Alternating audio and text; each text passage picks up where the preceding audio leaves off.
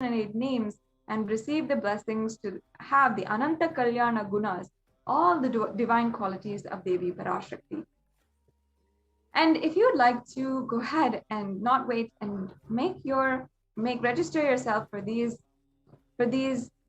offerings, you can go to tiny.cc/Devi offerings. You don't need to wait. If you have a couple of questions, if you'd like some guidance on how to do the payments or how to do pay through super chat or do the e-hundi offering, if you'd like some more guidance, wait and stay tuned. At the end of this segment, we'll go have a walkthrough for all the steps in this process. So the next offering is the Mukta Anguti, a very special offering of the finger ring with a pearl. Now this offering is referenced in the Meenakshi Pancharatnam, and in this divine sacred chant, Meenakshi is the reincarnation of Devi Parashakti, whom we are offering our worship, and is described to have the finger ring with a pearl. And now I'll just be chanting that verse. Muktaharanala satkiritaruchiram purnendu vaktra prabham shinjannu purakinkini manidaram padma prabhavasuram sarvabhita palapradam girisutam vani rama sevitam meenakshi pranatosmitam santanatadaham karunyavaran nidim.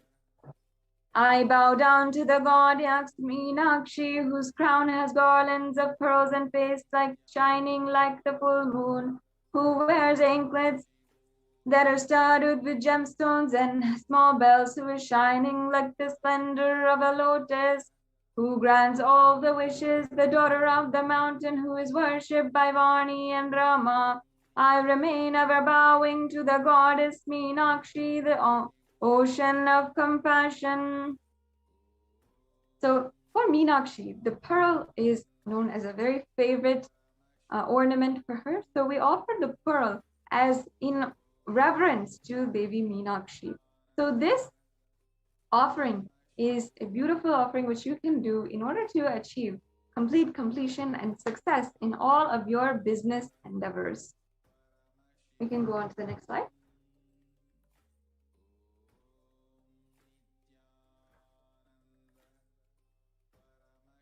Yes. So offer the pearl finger and receive the blessings to be showered by Devi Parashakti's compassion and pure love in all of your business endeavors.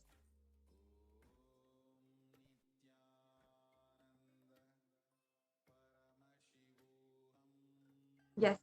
The next offering is the Swarna Padma Pushpa, the golden lotus. And in the Kamikagama, it says that all the kalashas should be wound around with suitable thread and covered with the new cloth, and they should be adorned with the lotus flower made of gold. The next slide, please.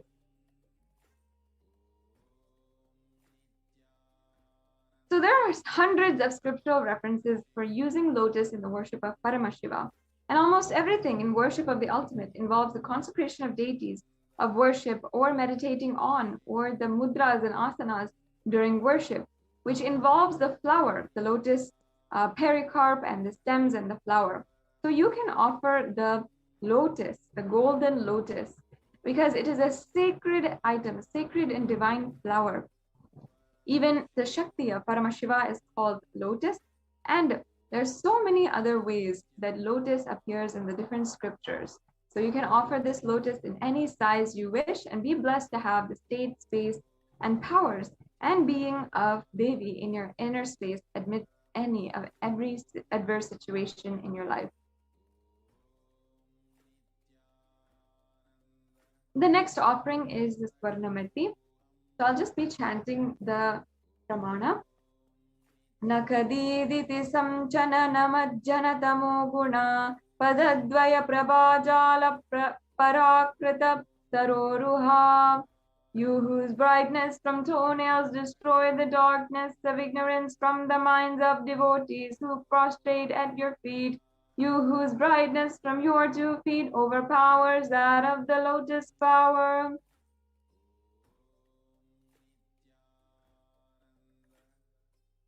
Yes. You can offer the toe ring to Devi Parashakti, adorning her sacred feet, to be in constant gratitude for receiving her blessings even in the most difficult aspects of your life.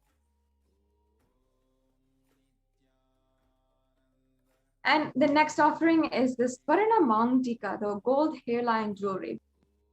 Devi Parashakti is also described as the Shuddha Sarabhi Varsha, which means she who makes nectar flow in all of our nerves from the Sahasrara Chakra, she who gives the very pleasant experience of the ultimate.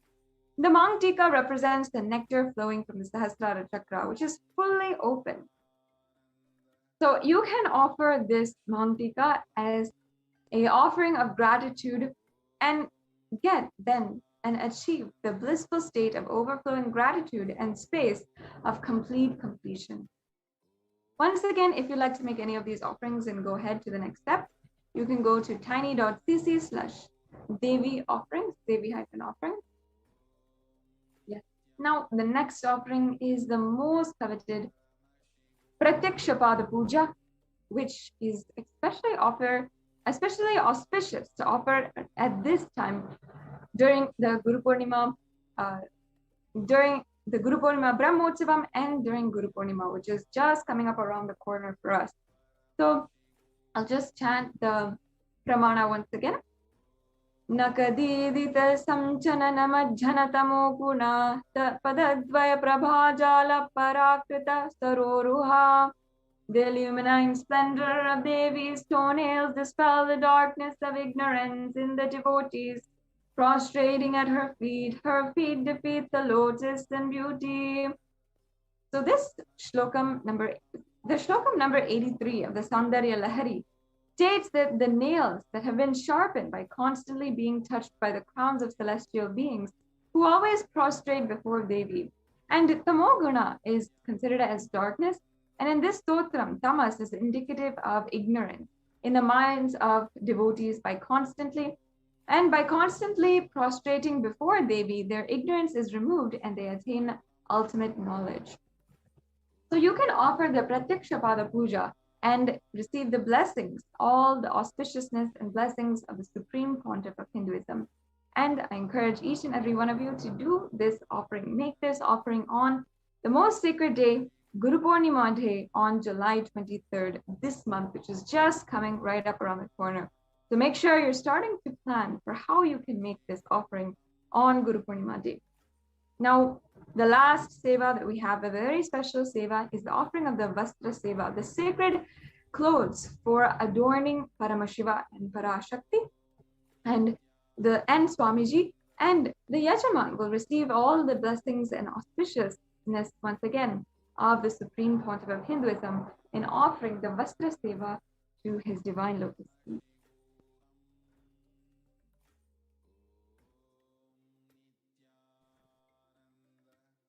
Yes. Now, we have a list here of all the offerings that you can do. The Ihundi offerings, Sankalpa chanting, Devi Sahasranama Kasu, the Mukta Anguti, the Swarna Padma Pushpa, the Swarna Metti, the Swarna Mangtika, the Pratyaksha Pada Puja, and the Vastra Seva. All these are available for you to make. And now, in the registration form, there are two options which you can proceed with. One is if you are ready to offer today, or if you would like to make your intention for offering and start manifesting the offering in your life. Then this registration form, if you're interested in offering or you need help in manifesting these offerings or you want more details, you can go ahead and fill out the intention form at tiny.cc/BHAVA Samadhi. And you can make sure that you start manifesting these extremely auspicious offerings in your life. Surely they will transform and change your life in the way that you want. And if you are ready to make the online payment, you can go to tiny.cc/Devi offerings and make the offerings, or register yourself and make the payment. After the payment, ensure that you are going to tiny.cc/Sankalpa 2021, and you can fill out all the details for the puja so that you are bestowed with all the blessings of Devi Parashakti. So now we'll be going through a brief walkthrough of how to make the payment.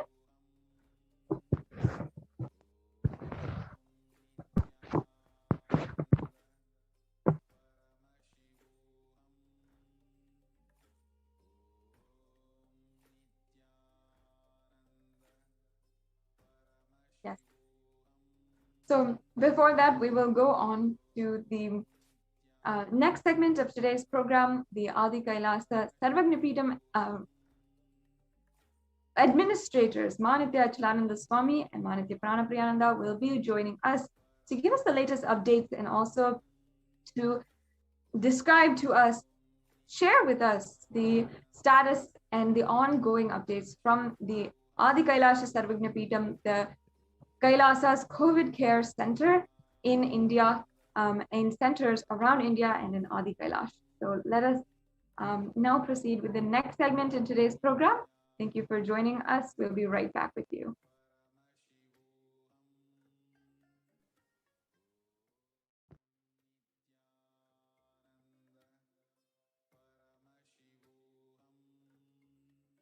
The whole world to know Hindus have something great to contribute to the world.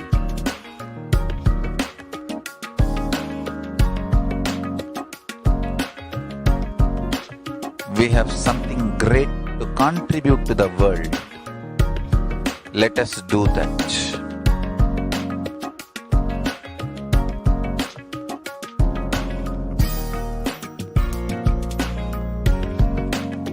Kailasa is proper customized spiritual service helping you to identify your root patterns of suffering.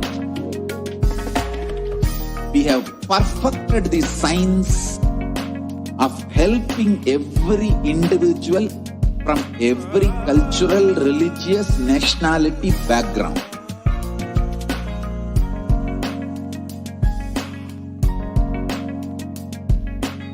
You will have lowest reactionary assumptions, highest awakened response, alive response for life continuously.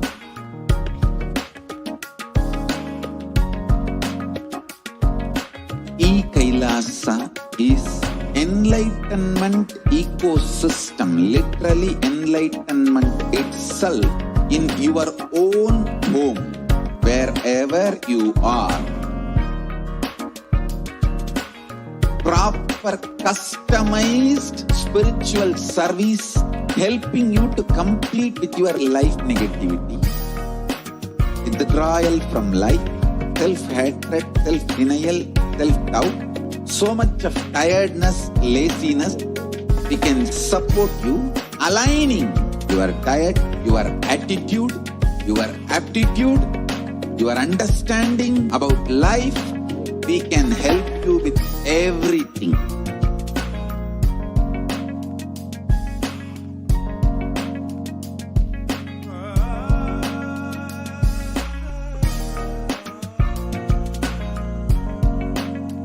If you are interested in enlightenment, we will immediately bring this to you. If you are not interested, we will explain the whole science, inspire you and make you interested in enlightenment science. We need to cater this enlightenment science to the whole world wherever they are, because enlightenment is the birthright of all human beings. Kailasa is responsible to provide that to all human beings.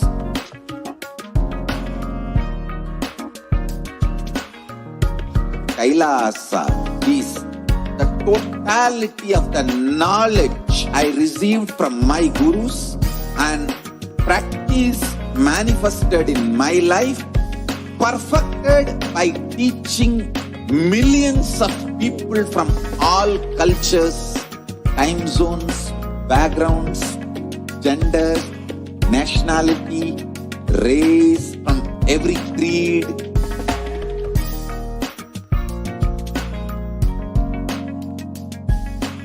this absolutely perfected knowledge available to you, served to you in your home without even you moving out of your couch, free of cost.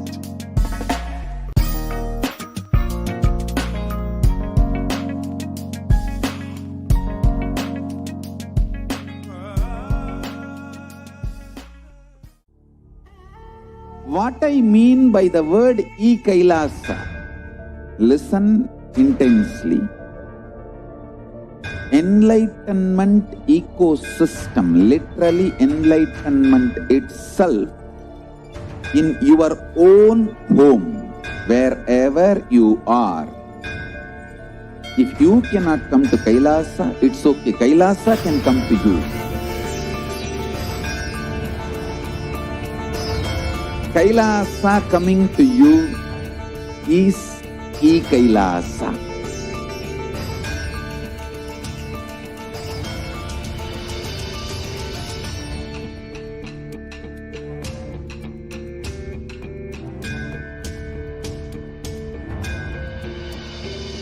I will revive Hinduism. I am a Hindu revivalist, not by any revolution, but by evolution.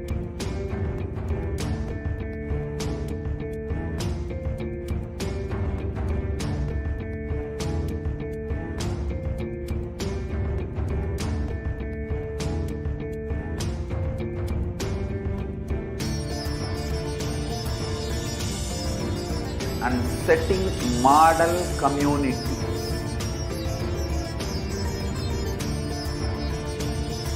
Kailasa, enlightenment ecosystems, Sarvanya Pitas all over the world.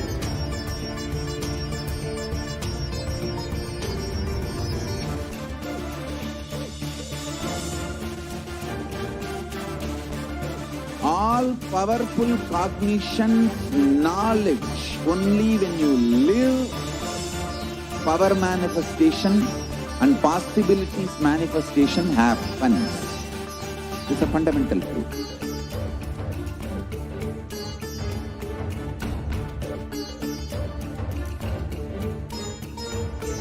Hinduism cannot live exclusively as one sampradaya. No. All sampradayas of Hinduism is an ecosystem.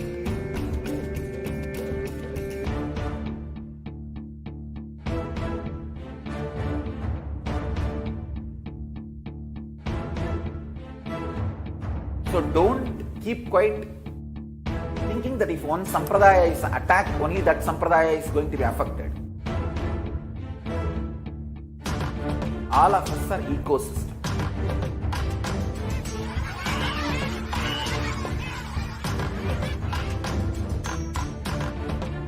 I invite all of you to get involved and enjoy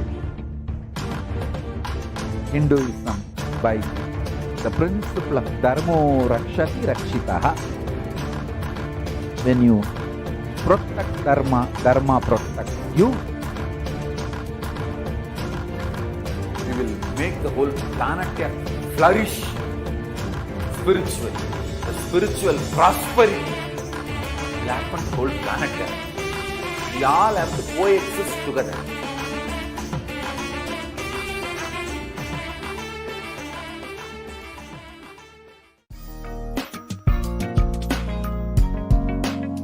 We get you health. We get you ability to build beautiful relationships in your life. We get you direct spiritual support, and we make sure you become wealthy.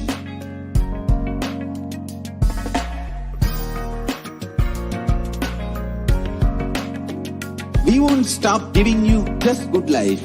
We will literally not stop till you live enlightened life.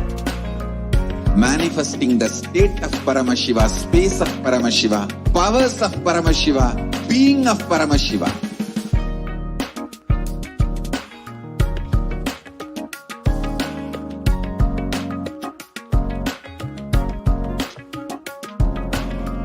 Whole world world should become Kailasians. I want the whole world to know Hindus have something great to contribute to the world.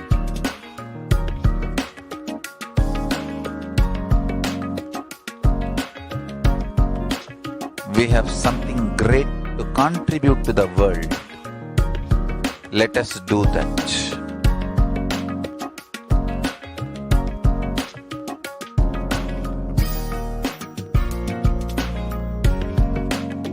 Kailasa is proper customized spiritual service helping you to identify your root patterns of suffering.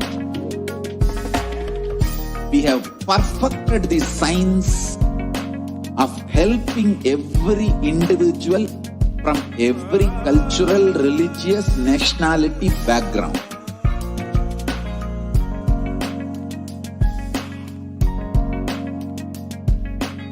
You will have lowest reactionary assumptions, highest awakened response, alive response for life continuously.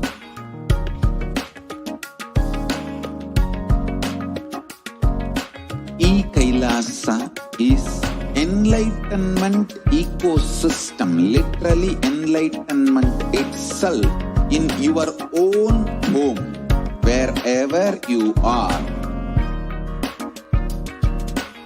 Proper customized spiritual service helping you to complete with your life negativity, withdrawal from life, self-hatred, self-denial, self-doubt, so much of tiredness, laziness. We can support you aligning your diet, your attitude, your aptitude, your understanding about life. We can help you with everything.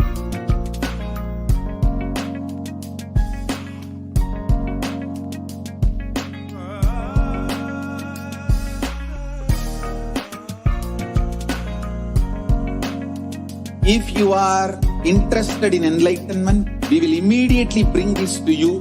If you are not interested, we will explain the whole science, inspire you and make you interested in enlightenment science.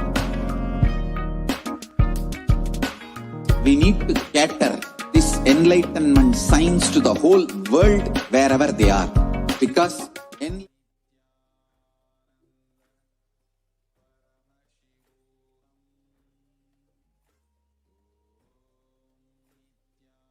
Nithyanandam, welcome back to all the viewers who are joining with us from across the world during this Devi Parashakti Akashic reading program. And I welcome each and every one of you who is joining us from all of the different temples, the Devalayas, Annalayas, and everywhere across the world, every one of you who are joining. We are entering now into the next segment of today's program, where we'll be understanding the updates from Adi Kailasa Sarvagna Peetham. Today, Adi Kailasa Sarvagna Peetham is one of the Kailasa COVID care centers, where the multi-layer quarantine is being offered in this campus for anyone who feels that they need to protect their lives and they are not getting it anywhere else.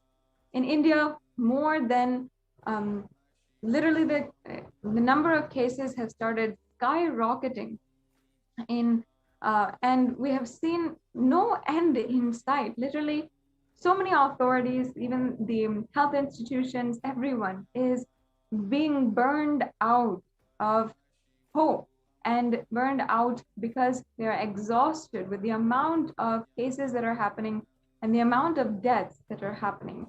And there are also some extremely serious underreporting, which is ongoing across the entire media. And the world is even not being told the straight truth of what is happening. It is a terrifying reality. And in this extremely hellish situation, the Supreme Pontiff of Hinduism, with his guidance and blessings, Adi Kailasa Sarvagnapeetham, as well as 13 other Adinams across India, have opened up the multi-layer quarantine center in order to relieve people, protect people, human beings, from this extremely deadly virus and pandemic situation. Now, let us understand from the Department of Human Services, Kailasa's Department of Human Services, how the Kailasa COVID care centers and the whole work is ongoing at the moment. So first of all, let us understand the world today. The Human Rights Watch reported that more than 1.5 billion students are out of school already. And more than 91% of the world's students are out of school due to school closures in at least 188 countries.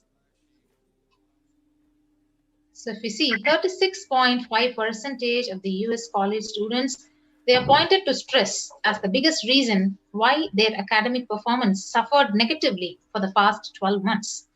And in addition, 29.5% listed anxiety as a factor.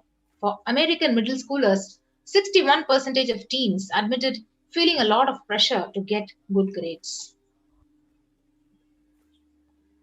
And we can see also approximately 1.277 billion learners are currently affected due to school closures in response to the pandemic. According to UNICEF, monitoring 46 countries are currently implementing nationwide closures and 27 are implementing local closures, impacting about 72.9% of the world's student population.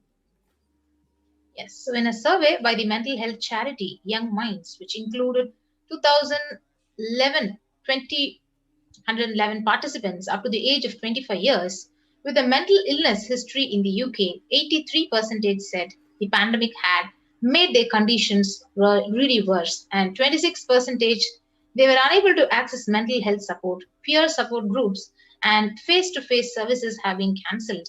And support by phone or online can be challenging for some young people. And the COVID-19 pandemic has disrupted or halted critical mental health services in 93% of countries worldwide, while the demand for mental health is increasing according to a new World Health Organization survey.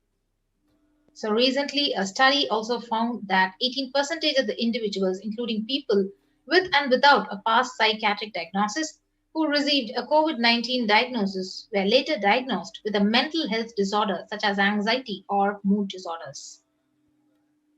Surveys also found that substance use and suicidal ideation are particularly pronounced for young adults, with 25% reporting that they started or increased substance use during the pandemic, compared to 13% of all adults, and 26% reporting serious thoughts of suicide, compared to 11% of all adults. So every year, over 1.2 million students drop out of high school in the US alone, and that's a student every 26 seconds or 7,000 students a day. So about 25% of high school freshmen fail to graduate from high school on time. Now, let's see some of the contributions from Kailasa's Department of Education, specifically in Adi Kailasa Sarvagnapeetham, as well as all over the world. Now, you can see, of course, the COVID Care Protection Center is now open, and you can register now through the link below at kailasa.org/KailasaCare. Yes, so let us now know more about the Kailasa's contribution in the field of education. Yes, the Supreme Pontiff of Hinduism, Jagadguru Mahasannidhanam, His Divine Holiness Bhagavan Nithyananda Paramashivam, has declared that Gurukul is a place where celebration begins with the right words in blossoming minds, creating a gateway of possibilities, creating an enlightened civilization with yogic body and Vedic mind. Yes, so the Nithyananda Gurukul is a school established by... Yes, so here students live their highest potential and manifest various spiritual powers. The Gurukul functions according to the Supreme Pontiff's Hinduism's vision that education is for life, but life itself is not for education. The Gurukul brings to the world the right kind of education that empowers you. And the current system of education established by Macaulay and Max Muller in India, who are two of the most cruel British government leaders during the time of the British rule over India, is a non-involving narrative style of teaching. And so their entire current education system is based off of what they established at least 50 to 60 years back. The original Indian education system, the original Hindu education system, was not about continuously giving words, ideas, concepts, theories, or theologies. The original Hindu system of education was about awakening you to the right context, enlightenment. And the Hindu education system, the Gurukul, is more than a transmission of knowledge. Rather than mere transfer of knowledge. Yes. So it is not based on generalization, where the dilution happens due to generalization. So whether others educate you or you educate yourself, if you plan everything based on the best of you, it is specialization. So the Gurukul ambience is for specialization and not for generalization. Education means putting a set of ideas into your head and forcing you to conform to it, pressurizing you to memorize it and forcibly making you vomit it. In Gurukul, there is no education as such, like this. There is only initiation. Initiation means empowering you with powers and letting you play with it, letting you manifest, specialize, letting you manifest your specialization, and letting you grow and glow.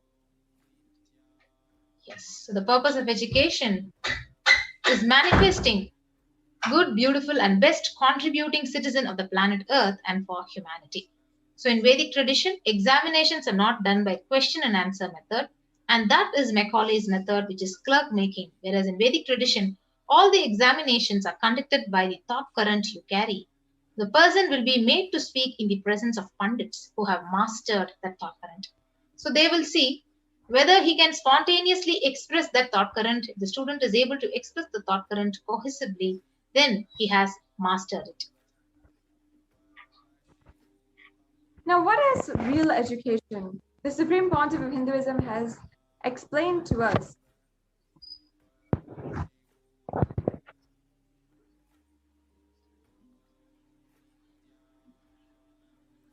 Yes, if we are teaching the science of completion to our kids, we should be able to guarantee you can't get even one lie out of our Gurukul kids. That is what is education. Education is making you master a thought current, which becomes their lifestyle, which becomes the cognition style, which becomes their very being. So for hours, you cannot speak on a subject unless it has become your thought current, the way you cognize. So change of thought current, transformation of thought current is the success of education. Each Upanishad adds a thought current to you. So transformation of thought current is success. The Supreme Pontiff of Hinduism continues that our Gurukuls are not teacher-centric. Our Gurukuls are education-centric. Please understand, our Gurukuls are not teacher-centric and they're education-centric. Students can invent something Guru doesn't know. The students have that freedom. And please understand, only the basic formulas are taught and basic tools to awaken knowledge is taught. Then the students are left free to explore on their own. Gurukuls are not with a set of rules or frame. They are only supported people to explore the highest possible creativity.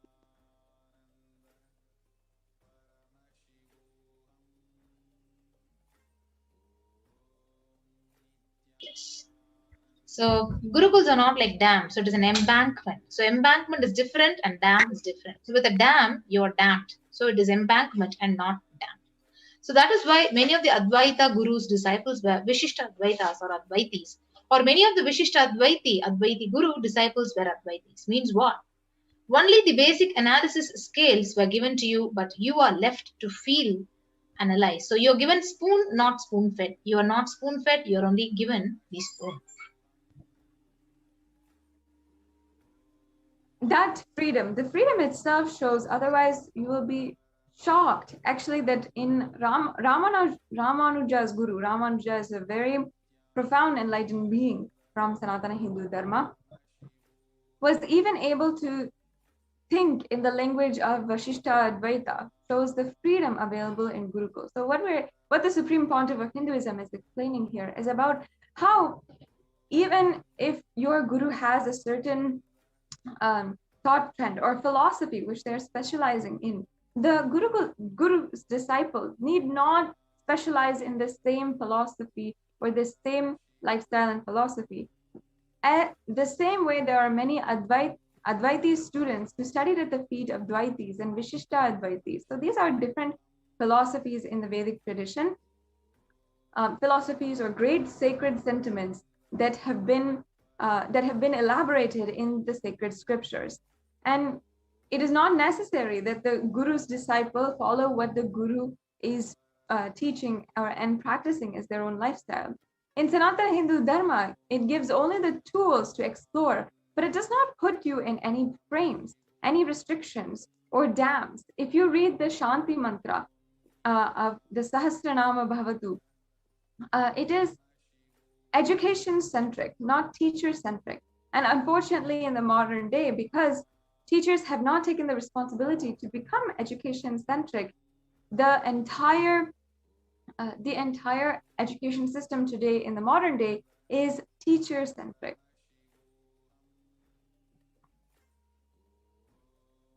We can go on to the next slide. Yes, so this whole verse, if you read,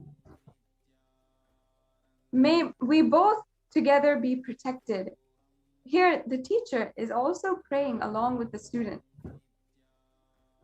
And actually, it is because we are education-centric, we are able to explore and reach the new heights of seeking. The heights of seeking where even the Ishta Devata concept has come. Guru encourages disciples to travel, discover, reinvent, invent their own paths, their own methodologies, and he continues to encourage the disciples to explore on their own. Yes. So with the principles of completion, the four tattvas of integrity, authenticity, responsibility, and enriching, as well as the truths of ahimsa or non-violence, and abhayam sarva bhutebhyo, the lessons of Nithyananda Gurukul, have played with these powerful cognitions and thought currents and have physically demonstrated the power of these truths by providing security to the rose plants in the garden of the Gurukul, resulting in rose plants dropping their thorns. So let us now listen to Bhagavan on the Hindu Gurukul system, the future of education.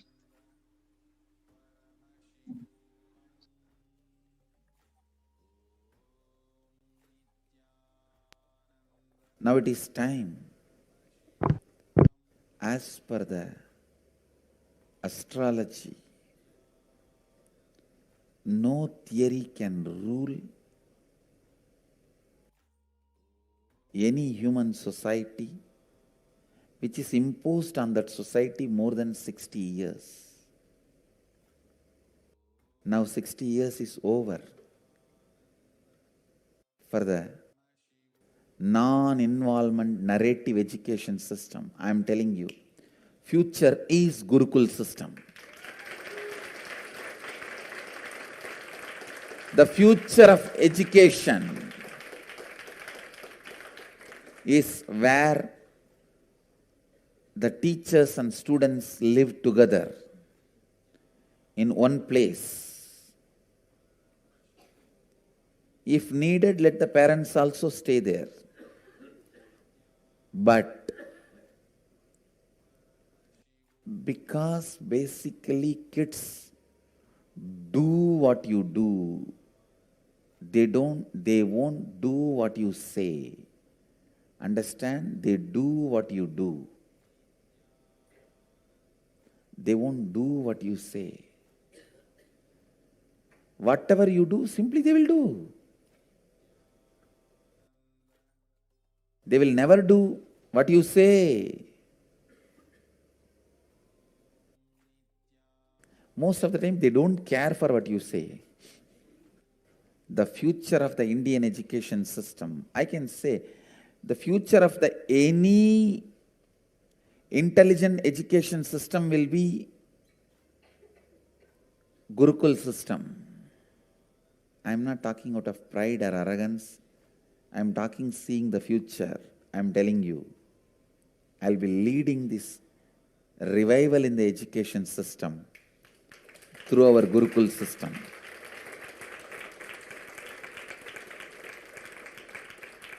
Through our Gurukul system. It is going to be the Gurukuls. In Indian education system, complete involvement is required from the side of the teacher and the student. Student need to study the teacher.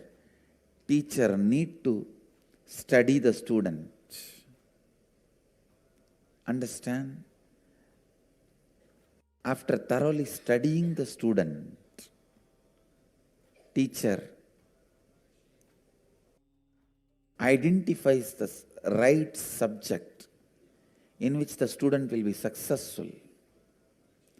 Few things are basic for everyone, like science of completion and enlightenment. Other than the science of enlightenment, all other things, master selects the subject in which the student will be successful. And then student is trained specifically in those fields with the knowledge of enlightenment, with the science of enlightenment, with the truth of enlightenment as the context. Even if you learn the archery, enlightenment is the context. If you study administration, enlightenment is the context. If you learn about business, enlightenment is the context. If you learn plumbing, building houses, sculpting, enlightenment is the context. Indian education system is more of a transmission of the knowledge, not transfer of knowledge. It is not just information based.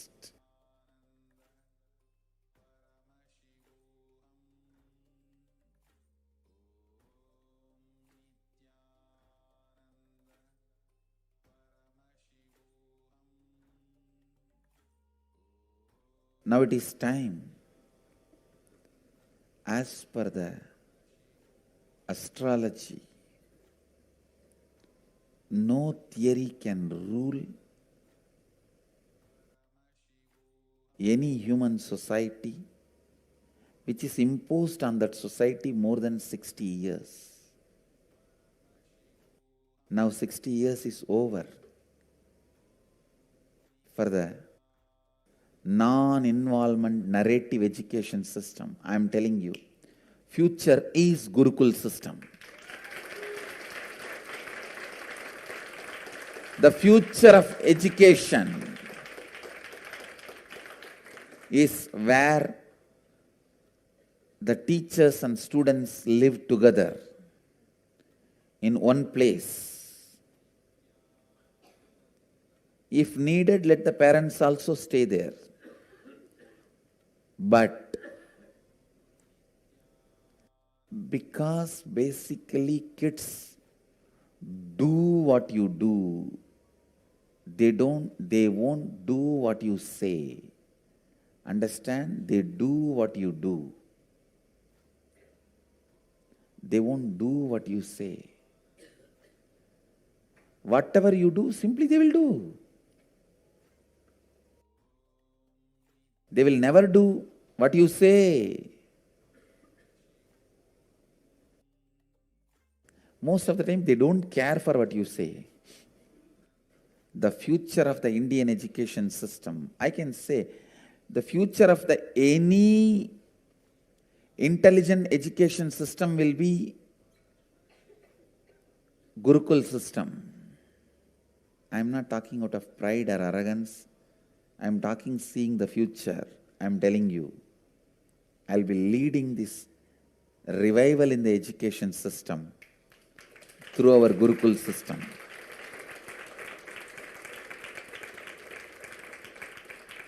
Through our Gurukul system. It is going to be the Gurukuls. In Indian education system, complete involvement is required from the side of the teacher and the student. Student need to study the teacher. Teacher need to study the student. Understand? After thoroughly studying the student, teacher identifies the right subject in which the student will be successful. Few things are basic for everyone, like science of completion and enlightenment. Other than the science of enlightenment, all other things, master selects the subject in which the student will be successful. And then student is trained specifically in those fields with the knowledge of enlightenment, with the science of enlightenment, with the truth of enlightenment as the context. Even if you learn the archery, enlightenment is the context. If you study administration, enlightenment is the context. If you learn about business, enlightenment is the context. If you learn plumbing, building houses, sculpting, enlightenment is the context. Indian education system is more of a transmission of the knowledge, not transfer of knowledge. It is not just information based.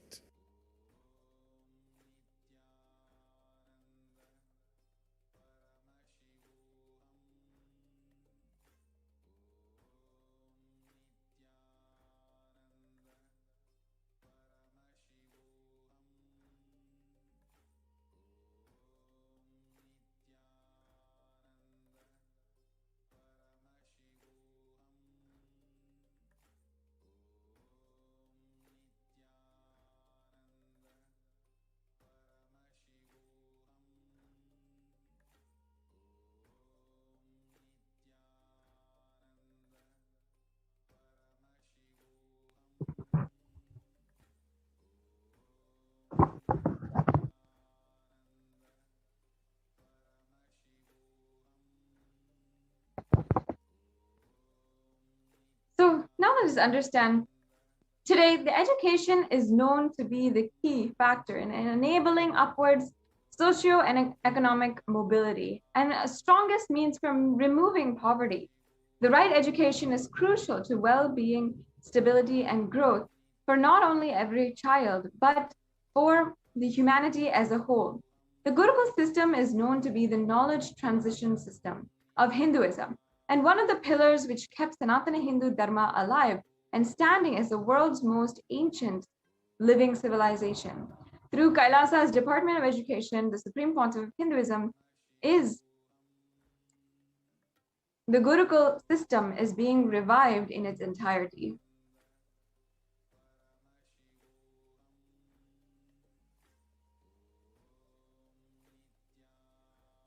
Gurukul is living in the Guru's home And the Gurukul system is rooted on the Guru Shishya Sampradaya, or the living lineage of Guru-disciple relationship.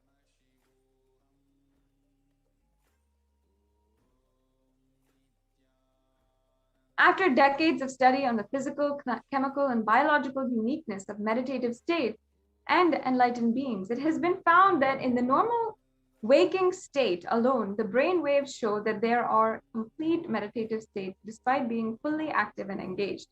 In the world's athletics, this state is known as being in the zone, a glimpse into the peak of focus and cognitive function, attention, coordination, to name a few. Rather than a glimpse, the enlightened beings are casually walking, talking, and engaging, settled in this peak.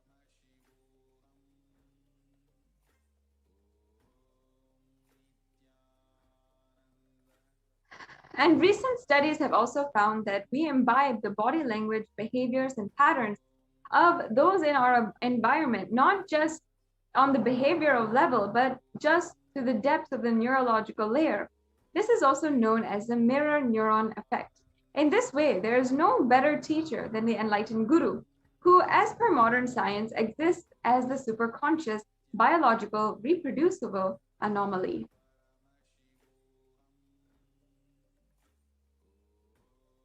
However, through centuries of Mughal invasions, colonialism, and continued persecution against the supreme pontiff of Hinduism, and Hinduism also Hindu tradition, the science of knowledge transmission has been diminishing at an unprecedented rate.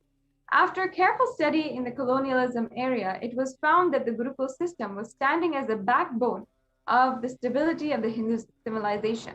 And the Macaulay education system was imposed on India after this revelation.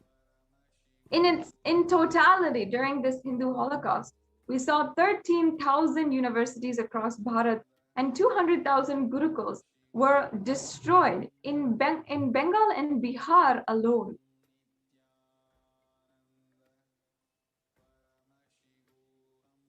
And with the systematic destruction of Hindu universities and Gurukuls goes also more than 80s of Hinduism's indigenous knowledge.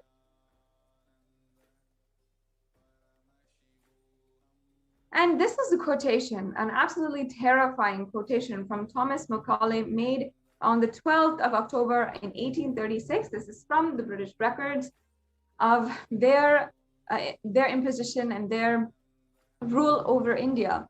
Here, Macaulay is saying, our English schools are flourishing wonderfully. The effect of education on the Hindus is prodigious, and no Hindu who has received an English education ever continues to be sincerely attached to his religion. And I understand the strategy here. They want to disassociate Hindus from Hinduism itself. And he says the Hindu religion is so extravagantly absurd that it is impossible to teach a boy astronomy, geography, natural history without completely destroying the hold which that religion has on his mind.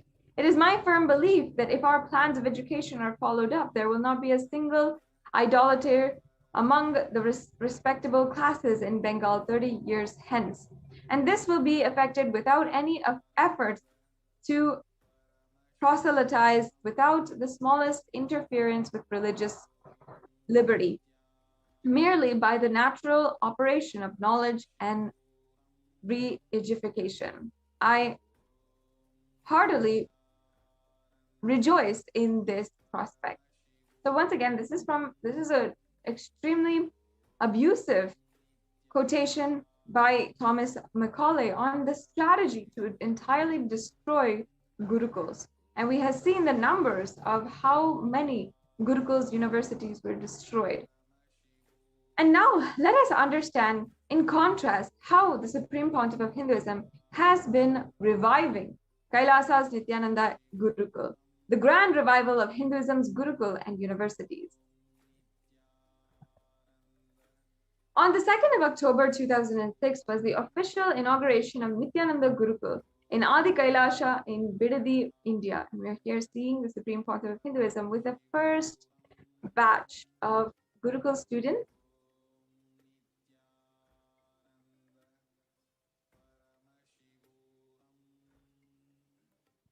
And in 2008, students of Nithyananda Gurukul here are practicing yoga and meditation under the sacred banyan tree.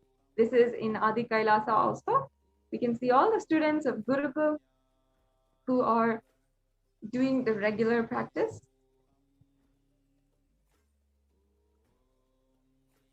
50% of Gurukul Balasants who are the child saints. Balasant means child saint in Sanskrit. And they study 1 to 3 years ahead of their age group, scoring in the top 20% of the Mensa at age 14. So this is 50% of the Gurukul kids, of the Gurukul Balasants who are initiated right now. And Gurukul Balasants are learning standard academics along with indigenous Hindu scriptures.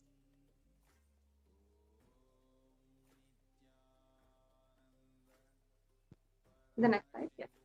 Gurukul Balasants also are practicing here the Shivastamba Yoga under the guidance of trained Shivastamba Yoga Acharyas.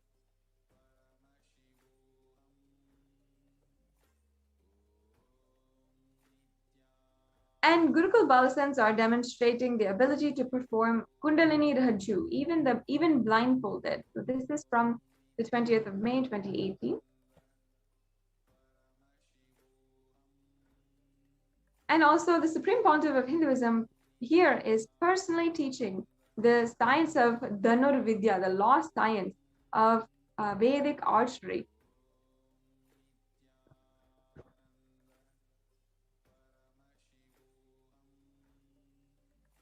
%30 of Gurukul Balasants are demonstrating the capacity to spontaneously play instruments without formal training. And Gurukul Balasants live in the Agama Shastra based lifestyle as well. So as you can see here, doing puja every single day, yoga every single day, and following the ritualistic lifestyle is all a part of the Agama Shastra based lifestyle. Here we have Balasants of the Nithyananda Gurukul who demonstrate the ability to read blindfolded, which is a very astonishing feat.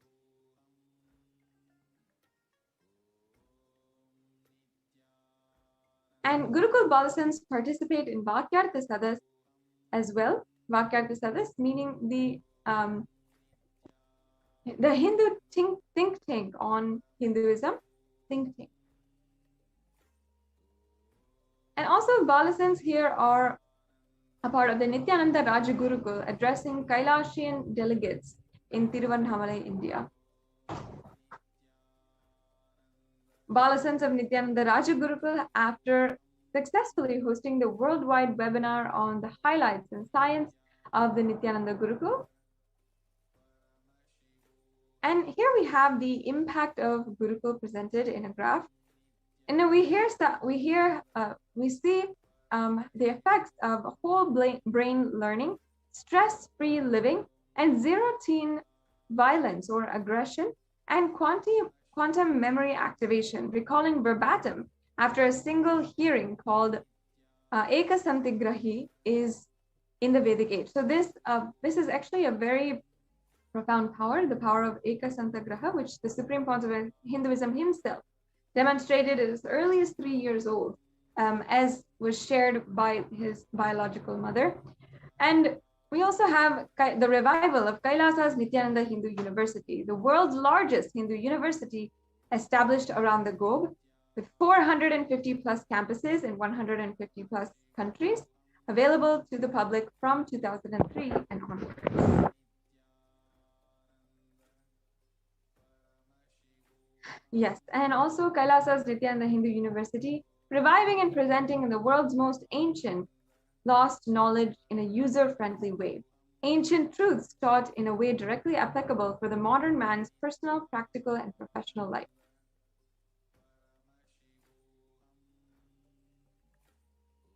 Kailasa's Nithyananda Hindu University, 12 million enrollments and counting, 7,000 plus courses which are available, and delegates teaching from 80 plus countries directly contributing to NHU.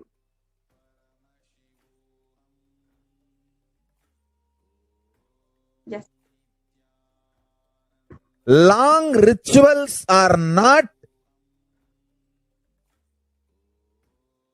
useless or unnecessary as a modern brainwashed Hindu thinks. Long rituals are the most powerful method, science, kriya,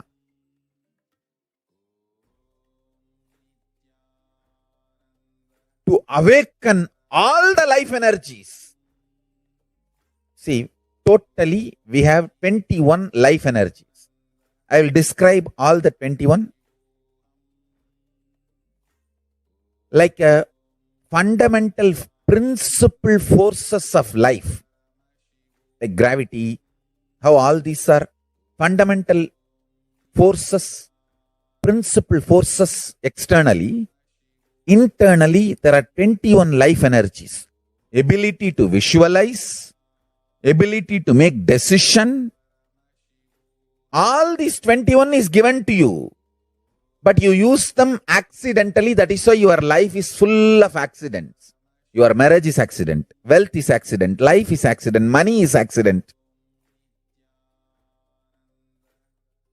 Very less is planned, much is accident. And I tell you, I have seen people become thieves by not knowing the power of their life energy. I tell you, thief is the cheapest way to exist. I tell you. Because you do not know you own trillions. That is why you steal millions. If you know you own trillions, why will you steal? Listen, asteya, non-stealing, comes to a person who mastered his life energy. Each of my Gurukul kid is $1 trillion economy. I tell you, each of my Gurukul kid, the powers they can manifest. Understand, Gurukul is not a joke. It is a powerful science. Especially, see, normally, one child plus one child is a two child. But in the Gurukul ecosystem, one child plus one child is 11. 1, 1. Not 1 plus 1. 1, 1, 1, 1, 1. If there are 3 child, it is not 1 plus 1 plus 1, 3. No. It is 1, 1, 1. 111. The energy multiplication. Because the ecosystem, understand, that is why Gurukul has to be with the ecosystem. I have always seen, whenever I download a power on one child, when the group sits, I can share that power on the whole group.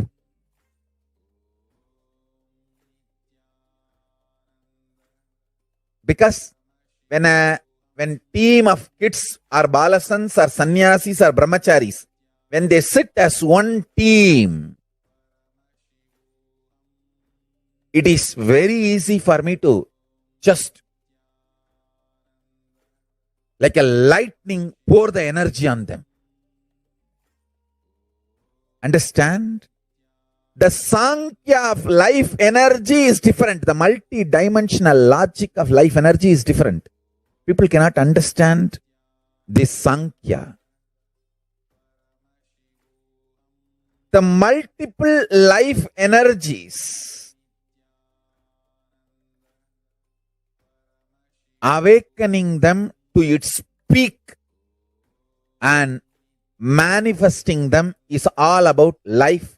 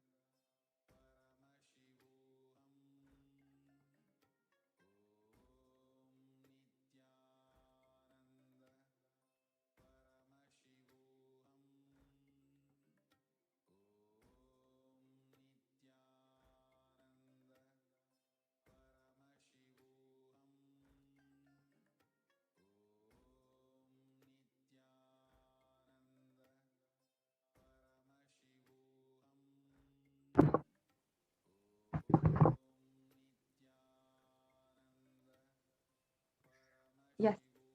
So despite the relentless attacks against the life, character, and image of the Supreme Pontiff of Hinduism, he goes on sincerely contributing everything he has for the world.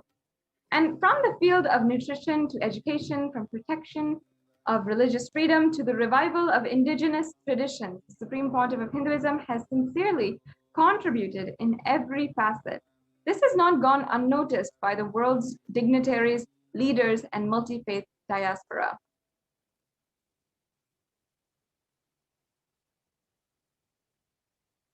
In fact, the revelations to the world by Devi Parashakti from the 12th of May 2021, Devi Parashakti says, came as Nijavatara. I am blessing you. Listen, people, listen. To do good to all of you. I have taken the form of Nithyananda and came down as Nijavatara. People of India, listen carefully. Time after time, Bharatam is Jnana Bhumi, where enlightened beings comes. We cannot make Jnana Bhumi as infertile. Enlightenment beings have to come. It's a very beautiful revelation given by Devi Parashakti. She says again, they'll have to live, it has to flower. Few hypocrites, because they are stuck in delusion, we cannot sacrifice the world. Cosmos cannot be destroyed. The ship I did to save the cosmos from being destroyed, that is called Adi Kailasa.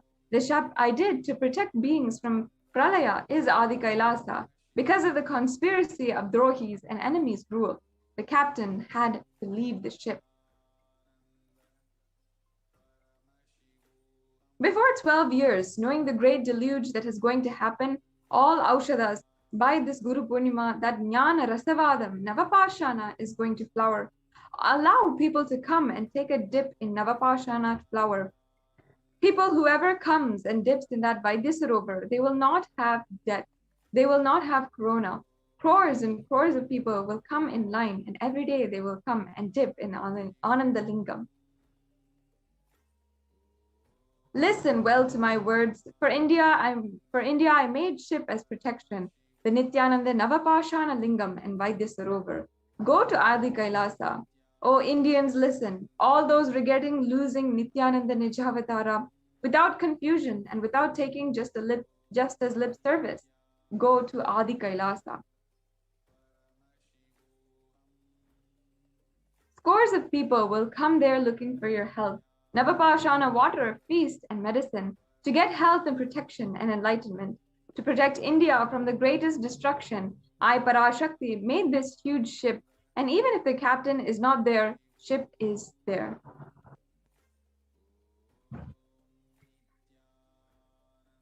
Yes.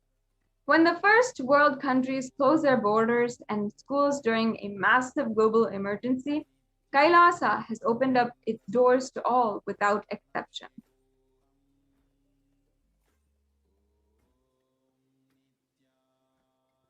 The free COVID care centers opened across India, in first primarily Adi Kailasa in Bidadi, Bengaluru, Salem Adinam in Tamil Nadu, Tiruvannamalai Adinam, Rajapalayam Adinam, Puduvai Adinam, in Pattanam Adinam, in Sirgapadi Adinam, Sripuram Adinam, in Hyderabad, Madurai Adinam in Tamil Nadu, Avatipalam in Erode, Hosur Adinam, and Baroda Adinam in Gujarat.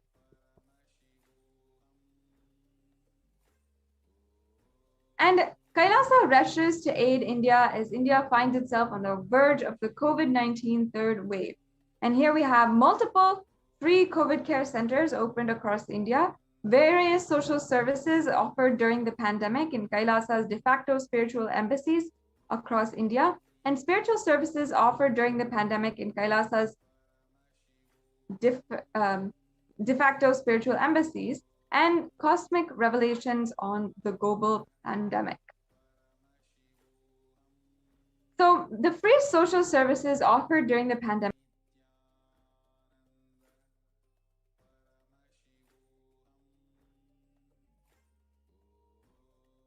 thousands.